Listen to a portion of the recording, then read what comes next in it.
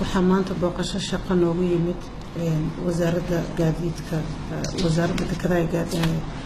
gaadiidka badda hay-adda la yiraahdo EU CAP Soomaaliya ama European Union Capacity Building Mission kuwaasoo u socday ama u kurgalaya xaaladda ama baahida wasaaradda ay dareemayso dhinaca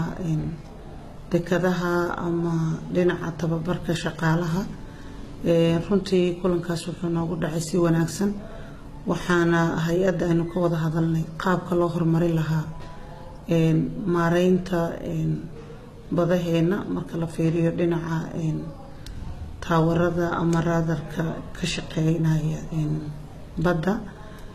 waxaan kaloo isla soo qaadnay qaabka ay nooga caawin lahaayeen in la sameeyo center lagu hago dhinaca information sharingka taasoo wasaaradda runtii aad ugu baahan tahay waxaan kaloo naga hadalnay qaabka ay kor loogu qaadi lahaa aqoonta shaqaalaha ka shaqeeya wasaaradda waxayna runtii ballan qaadeen in si guud ama xil iska saari doonaan wada shaqeynta iyaga iyo wasaaradda inay adkeen doonaan hawshan runtii waxay ahayd hawl hore u socotay waxay wasaaradda mar hore ay la wadaageen questionnaires ay rabaan inay ku ogaadaan baahida ay runtii qabto wasaaradda waxaana maanta kormeerkoodaas ama booqashadoodaas ay ahayd